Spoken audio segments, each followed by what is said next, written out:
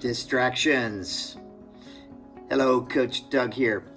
You know, it doesn't matter who you are or what your position is, we're all prone to distractions, especially while we're working. Many of us are working from home, and for some, this is a brand new experience. Or it could be something that's been going on for some time. Unless you have separate office or a soundproof room, it's very easy to get distracted by what's going on around you. So some distractions may be short and some, well, we might get to the end of our day and ask, where on earth did this day go? We have great intentions of completing our task, knocking things off the to-do list, but we just get caught up in the day-to-day trap of emails, text messages, chats, and non-essential stuff. Remember, we want to be working on our business as much as possible and not in it. And our time is finite. We have a very limited amount of time each day to get things done, especially the things that matter most. Here's your challenge. Are you ready to switch it up and change the environment and remove your distractions? Well, in order to remove the distractions, first you have to know what they are. You have to pinpoint them. And here's some things that you can do to avoid the day-to-day distractions and stay focused. 1, make a to-do list and tell yourself, you know what? I am not going to entertain any distraction until I've completed this list. And then welcome the distraction, enjoy it. Next, eat the frog. Place that larger, harder, more demanding task at the beginning of your day, followed by the easier, less daunting tasks for the afternoon when you have less energy. Putting structure in your day will help you reduce or stop procrastinating. And of course, self-discipline. This is so hard for many of us. We're often our own worst enemy. Some helpful tips here now to share with you is, number 1, can't imagine you are not doing this, but turn off all your notifications on both your phone, your mobile phone, your smartphone, and your desktop computer.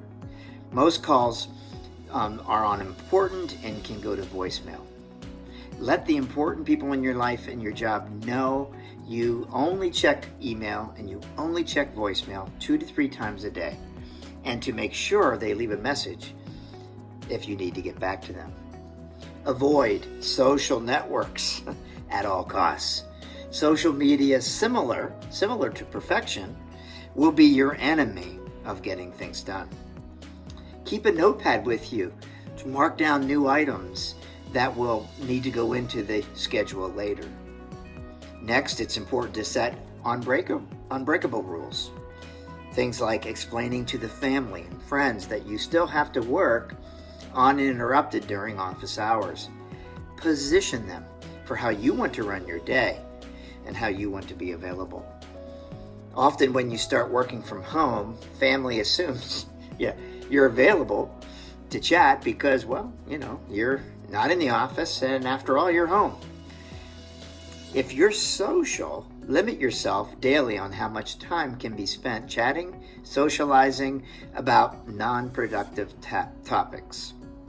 Now, something to remember, if the time you're spending isn't adding in some way to your bottom line, then you're likely subtracting from it. Stay off the internet. It sucks you in and it results in huge amounts of time. If you can delegate, do it.